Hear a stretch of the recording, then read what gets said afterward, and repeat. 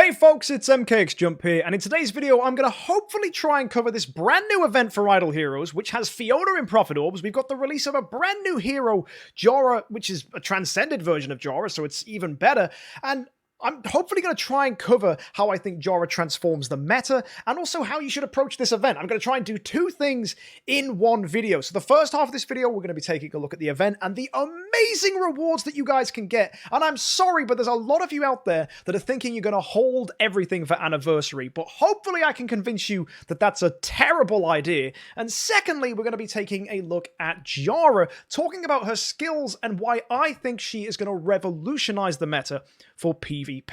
However, before we get into all of that, I'd love to give a massive shout out to Pavel Cabrera, Donald DX, Seth Stafford, and Captain Crumb. The amount of support I've had on Patreon this week has been amazing, and if you want to be like those guys and help support me with the content I make, click up there, go check it out. A small donation, as much as even $1, $2, $3, however much you can afford a month, goes a long way to helping me to make this content. So guys, thank you so much for your support, and also a massive shout out to all the support I've had on Twitch. Viewer numbers are really high, even on the channel as well. You guys are amazing. So I just want to say, just to stop for a moment, and a massive thank you to everybody that even just checks this channel out maybe just once a week.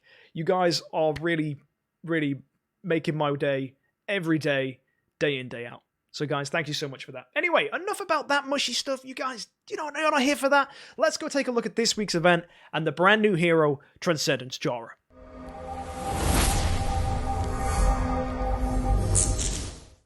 So this week we have probably the best Profit Orb event I have ever seen. In fact, I'll just say it. It is the best Profit Orb event I have ever witnessed. And every day for logging in, you are going to get a Profit Orb. Basically, that's 7 free Profit Orbs across the week. Amazing. Now let's go look at the main event itself. If you haven't already, if you follow DH Games on Facebook, you're going to get yourself some stuff, right? You're going to get yourself some gems, and you're going to get some heroic summon scrolls. It's not much, but it's nice. Kratos' Blessing carries on over from last week, so if you haven't had the chance to, you can use this to make some armor and improve the armor for your heroes, but I think it's very much something for mid and end game players. Early game players, ignore this completely.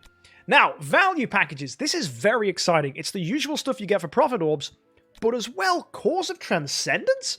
This is madness. I did not expect this at all, and it makes me very tempted to say all of these packages are incredible value. Cause of Transcendence are fantastic for getting 5-star heroes, and it even gives you a chance of getting spheres, and spheres are going to get you stellar shards, and stellar shards allow you to imprint your heroes. So I think this is incredible. If you guys actually wanted to spend for the first time ever, I'm going to tell you Profit Orb packages actually look like good value. In addition, the Profit Orb event itself is ridiculous. Not only have they carried on over with you getting Cause of Transcendence after doing 60 Profit Orbs, Penny is the 60 Profit Orb reward, and for 80, you get Fiona. That is 2 incredible Fortress heroes. Penny is a fantastic first E5 for many players, and Fiona is a fantastic end-game Fortress hero. So both of them being given in one event is ridiculous, and for every 80 Profit Orbs you do, you'll get 1 Penny and 1 Fiona. So in theory, you could just farm a ton of copies of them. You could do this up to 8 times. So if you had 640 Profit Orbs, you could get 8 Pennies and 8 Fionas. Now, is that worth it? Probably not, and I'll explain why a little later on. But does that mean you shouldn't use all your orbs? Well, again, I'll explain a little later on, because personally, I feel that this event is not bait. A lot of people are saying on Reddit and on community groups that you should hold, don't use your Profit Orbs, save for Anniversary. So a little later on, I'm hopefully going to explain why I think those people are wrong. This event is nuts. And the final part of this event, before we go take a look at the other stuff, is an Ignis is the top reward for Heroic Miracles. So you need to do 2 5-star lights, 2 5-star darks, and 3 in all the other factions. You'll get armor, you'll get heroic scrolls, and you'll get Profit Orbs. And if you do all of that, you'll get yourself a 5-star copy of Ignis, which is absolutely brilliant. Now, why is this a good event? Why is this the best Profit Orb event we've seen in forever? Well, it's this. There is an additional section of the game which offers a ton of rewards.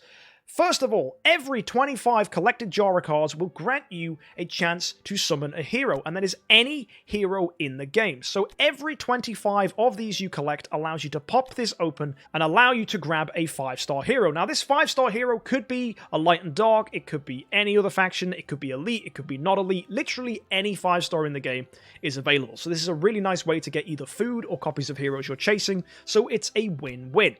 But how do you get these Jahra tickets? Well, every time you use 3 profit orbs, you'll get 1, up to 100 times. That means 300 profit orbs will get you 300 tickets, and that allows you to open this 4 times. Now, that might not sound very good. You're like, whoa, MK, you said this was great. Well, believe it or not, there's a store where you can spend these Jahra tickets as well, and that's what we're going to take a look at a little later on. But before we do, every time you get 50 VIP XP, you're also going to get another one of these Jahra cards. So if you spend 500 bucks, you're going to get yourself 500 of these. So it's basically every dollar you spend is going to get you a Jahra card. That's basically how you want to understand it. And finally, if you obtain a 5-star Shadow Hero up to 30 times, whether it's from the Summon Circle, Creation Circles, Compass of Transcended, or from Shard Summons, you will get a Jahra card. In addition, 5-star Jahra in your gallery is going to get you 5. If you've got a 6-star Jahra in your gallery, it's going to get you another 5. And if you've got a 10-star Jahra in your gallery, it's going to get you another 10. So in total, without spending any money at all, you're going to get 20 if you've built a 10-star Jahra, and also you're going to get 100 for just doing profit orbs, and as well, you're going to get 30 from obtaining Shadow Heroes. So in theory, you can get 150 of these Jahra tickets without spending any money at all. Just these 500 ones are locked behind a paywall. If you get these Jahra tickets, you can spend them in the Star Store. And this Star Store is nuts. 100 Jahra tickets, and remember, to get 100, all you need to do is 300 profit orbs, and hopefully you've all been saving, because people have been trying to save profit orbs for absolutely ages. It'll get you a Demon Bell. Now, what more could you ask for? Loads of people say, if I'm saving for anniversary, or I'm saving for this event, or I'm saving for that event, I really hope I get an exclusive artifact. Well, guys, you're getting Demon Bell, one of the best energy artifacts in the game. It allows you, with multiple copies, to energy feed your team, which means your whole heroes could all get active skills on round 1 if you have 8 Demon Bells put onto 2 heroes, which means your heroes can do ridiculous things. This is ridiculously powerful. It will allow you to do things in the void. This artifact, Demon Bell, is fantastic, and it's never ever been offered for free before.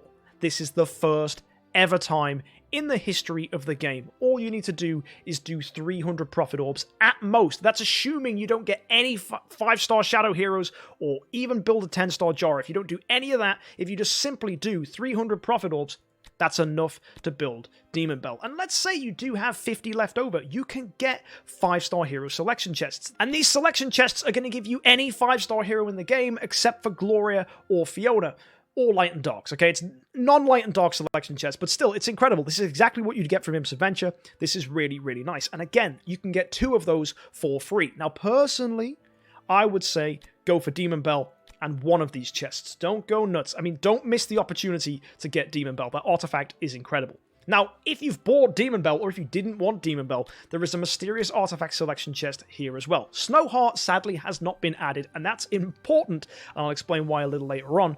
But either way, this selection chest contains all the artifacts that are mysterious that are not Snowheart. So again, you can use that to pick up copies at your leisure. And finally, guys, you can also, if you really wanted to, get a Light and Dark 5-star selection chest. Now, personally, I don't know if this is worth it. It really depends on what Light and Dark heroes you're going for and whether you need copies. Let's say you're building Carrie, Amun-Ra, Drake, then sure, this is going to help you out. Is it necessary, though? Well, it's entirely up to you and your experience as a player. As well, you can get 10-star dummies and 9-star dummies if none of that appealed to you, but in fact, I actually think the dummies are also really good value. So for a free-to-play player, my advice would be grab a Demon Bell and a 9-star puppet, or grab a Demon Bell and a 5-star hero selection chest. Both of those are really good choices. Now, for a lot of people, food is God, so of course 9-star forest puppets will probably take your fancy. And if you did spend a ton of money, if you managed to max out all of this, and therefore get all the Jahra tickets you need to buy absolutely everything here, you're going to get 20 Cores of Transcendence and 100 Glorious Relics. So there's something for whales, and there's something for free-to-play players. This is brilliant. In fact, all you need to spend this event all you need to spend this event, is $500. And it doesn't matter where you spend it, because it's completely, it doesn't matter. It just says gain that much VIP experience. So you could spend that $500 anywhere, and then you're going to get a Mysterious Artifact Selection chest, you're going to get Demon Bell, you're going to get a ton of other stuff as well, all these Light and Dark chests, normal chests, all this fodder, as well as the 20 Cores of Transcendence and 100 Glorious Relics. To be honest, I don't normally say this about spending $500 on the game, but this is incredibly good value, and it gets even better when you look at the packages they're offering. If you spend $50, you can get 5,000 gems, 10 Cores of Transcendence, and 100 Glorious Relics. And if you want to spend $100, you can get 20 Cores of Transcendence, 500,000 Stellar Shards, and an Eminent Hero Selection chest, which includes any hero in the game. My friends, these are both fantastic value. I know a lot of people have bought them immediately that are used to spending a lot of money on this game. But again, you do not have to. If you're a budget or free-to-play player, you do not have to feel obliged to buy these things. Please be safe with your money. Don't go crazy. Don't go wild. Just buy what you can afford and just be sensible. And the final thing for this event, something that really just baffles me, I'll be honest, is this. It's called Transcendence Fight. If you complete a battle that both contains Star Wing Jahra and Swordflash Jahra, you will get yourself an elite 5-star Dark Hero Shard. And then it says if you complete a battle with a Star Wing Jahra and an Asmodel the Dauntless, you'll get yourself a Light Hero Shard. So you'd assume the next one would say Star Wing Jahra and Scarlet Queen Halora, but instead there seems to be a typo here, and they've put Asmodel the Dauntless twice. Now, I personally have no idea if that's intentional or accidental, but if you look at the pictures here, you can see there's Seer, there's Halora, and there's Asmodel. So to DH Games, please, if this is a mistake, fix it. Because it's kind of unacceptable that a company as big as you that makes as much revenue as you is messing up a single typo here. And I also overlooked the fact that they spell every wrong here. That should say every 25. It says avert 25. I get it. Y and T are next to each other on the keyboard. But come on, guys. This is sloppy, unprofessional. Please fix this. But anyway, enough of that. That's just me moaning. If you do manage to do attacks with multiple Void Heroes, you're going to get all of these rewards. And if you just use Star Wing Jahra, and you use it 10 times, you'll get yourself a 5-star Hero Selection chest. So that's a way to incentivize you to get Starwing this event, and it's going to incentivize a lot of whales to pick up Starwing this event. But in my personal opinion, you can just ignore this. This is just a way to encourage whales to spend more money, because the people that already have Swordflash or Asmodel the Dauntless are either really, really long-term players, or people that have spent a lot of money. Usually both. So don't worry about that, guys. Just forget this doesn't exist. The big thing here is the fact that Demon Bell is available for free, and Fiona is the top reward for Profit Orbs. So this event is incredible. You couldn't ask for more from an event which is going to give you stuff on top of your Profit Orbs. I'm sorry, but if you really are so greedy that you are going to hold down for Anniversary and expect more for 300 Profit Orbs than just a simple Demon Bell, I'm sorry, but it just doesn't make sense to me. And even then, Anniversary is probably not going to be Profit Orbs. Look at the event order we've had. The next event after Heroic Summons that we've seen is Imp's Adventure. And in my mind, DH Games are going to put Imp's Adventure as part of Anniversary, because they make way more money during Imp's Adventure than they do during Anniversary. Therefore, they've put Profit Orbs with the release of Jahra, because they know Transcendence heroes make people spend, and people don't normally spend during Profit Orbs. So the best way to make people spend during a Profit Orb event is release a Transcendence hero. So from an entire business perspective, from DH Games' mindset, this is the best way to release Jahra on a Profit Orb event, and it's also the best way to do Anniversary is to go Heroic Summons, then Imp's Adventure. And a lot of you will say, what MK? You're being stupid. Last time Anniversary was Heroic Summons and Profit Orbs. Why would they change it? Well, to you, I say Black Friday has always been Profit Orbs. But last year, they made Black Friday a Heroic Summons event.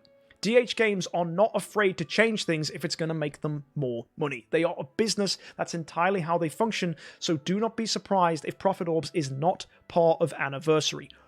Or, this is the final option, they could make Anniversary a 3-week long event. Heroic Summons, Imp's Adventure, then Profit Orbs. Is that probable? No idea. Is DH Games thinking about it? Now I've said it, they might do now. But either way, in my mind, I think the chances are slim that Profit Orbs is at Anniversary, and even if it is, I do not think the rewards will be better than this. They're probably just going to be the same, or potentially worse. So guys, I think this is not a bait event. I think this is actually the real deal. This is the event to use your orbs on. You're going to get Fiona, you're going to get Penny, you're going to get Cause of Transcendence, and you're going to get a Demon Bell. What more do you want? So that's this event. A lot of you are probably itching for me to look at next week's event, so if we go and take a quick look, you have Campaign Loot Drop offering amazing rewards. We've got Magic Stone Sword, Russell, Eloise, and that's right, Ithaca is going to be the hero you can get for free. So get excited for next week. If you want to check that out, be sure to subscribe to the channel where I'll review this event next week, next Friday, so be sure to subscribe.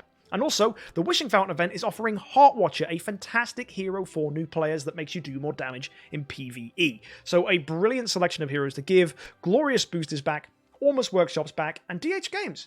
Will this be the first time you put a Snowheart in Glorious Boost? And you're probably thinking, MK, you've mentioned Snowheart a lot. Well, let's move on to Jahra, and let me talk about what I think Jahra is going to do to the meta. So let's move across. Jahra is a brand new Transcendence hero, Star Wing Jahra. She has a lot of incredible abilities. I want to start with her active skill. It will deal 1600% of attack damage, and that it gets increased to 2000 when she's Void 4. And she also has a 25% chance to inflict Petrify Rocklock to enemies whose current HP is no less than 50% for 2 rounds. So that's people who are on higher HP. And she has a 25% chance to inflict Freeze Cold Chill to enemies whose current HP are not higher than 50% for 2 rounds. So that's enemies who have lower health. Now, when she's Void 4, that's going to become 30% chance. But also, when she releases this active skill, every 1 overspilled energy will restore her HP by 0.3% of max HP. So she heals herself for every little bit of energy she has over 100. And if her energy is greater or equal to 150, when she releases this active skill, she will then follow up with additional control effects, an additional chance to petrify, an additional chance to freeze. And her petrify and freeze are so unique that they get their own little sections that I have to scroll down to view. Petrify Rocklock counts as petrify, and it does the usual things you'd expect from CC, but it also means that heroes cannot gain or lose energy. That means heroes cannot benefit from energy feed. That's ridiculous.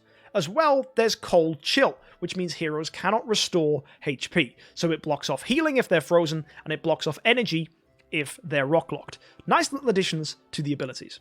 And also for the purposes of synergy, whether heroes do more damage against frozen or petrified enemies, they count as their personal types. So Petrify Rocklock counts as Petrify, Freeze Cold Chill still counts as Freeze, so all that synergy still works. This makes her one of the best, if not the best, CC hero the game has ever seen. She has incredible forms of CC, and a second chance to do them if her energy is overclocked. So already, she's impressing me. Now let's look at her basics. Well, her basic attack is going to target the enemy with the lowest HP, dealing 800% of attack damage and an extra damage equal to the target's lost HP. Then after that, she'll deal even more damage to the enemy with the highest attack and steal 30% of their attack from that target. Now that looks pretty good. That sounds pretty cool. But it's nothing compared to this active skill. I just want to stress, Jahra's active skill is ridiculous. The CC that she offers is game-changing. And it's not just because it's CCs, it's because her speed is so swelteringly quick. She's coming in at 1289, which means the only hero faster than her in the game is Halora. Which is brilliant, because that means Halora can use her active skill, set up for some just beautiful disruption, and then you can just go blow it all out the water with Jahra's active skill when she pops off. My friends, I don't know how to stress this to you in any other way short of sheer amazement. Just how good Jahra is going to be in this meta going forward. Being able to CC lock your opponents is going to shut them down, because Jahra is going to go first, which means for the whole round, they're CC locked. The only hero quicker is Halora. So your Halora goes, then your Jahra goes, and your opponent is just locked out on all their other heroes. It's super duper strong.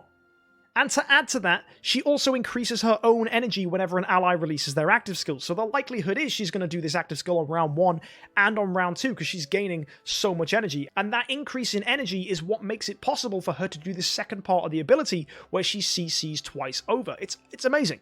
Let's look at Apocalypse Vision. This is her final skill. When an enemy is frozen, she deals 800% attack damage to all frozen enemies and restores her health. Madness. When an enemy is petrified, she's going to deal 800% of attack damage to all all petrified enemies and then restore her own energy by 10. So what she's doing is she's dealing more damage to enemies when they're frozen or CC'd, which means she does so much damage. It's ridiculous how much she is hitting for. She is a massive damage dealer, fantastic CC hero, and without a doubt the best hero in the game for PvP, player versus player content. If you don't have a Jahra and you're fighting someone that does, you will lose. Another thing that's worth mentioning is this additional ability on her active skill is just against enemies that don't have a CC already on them. So it doesn't need to hit to go through. So enemies that can dodge and watch out for getting CC'd by an active skill cannot dodge this. This ability is undodgeable. It just says all enemies that are uncontrolled are going to take this effect. They're either going to get rock locked or frozen with a 25% going up to 30% when she's Void 4 chance of it happening. It's incredible. I'm baffled. Now, what do I mean about this is going to transform the meta? Well, the most important thing is that Jahra goes as quickly as possible and gets that active skill off round 1. So the best way to build her is 2 ways. Speed Stone, which is compulsory, with energy. So an energy artifact.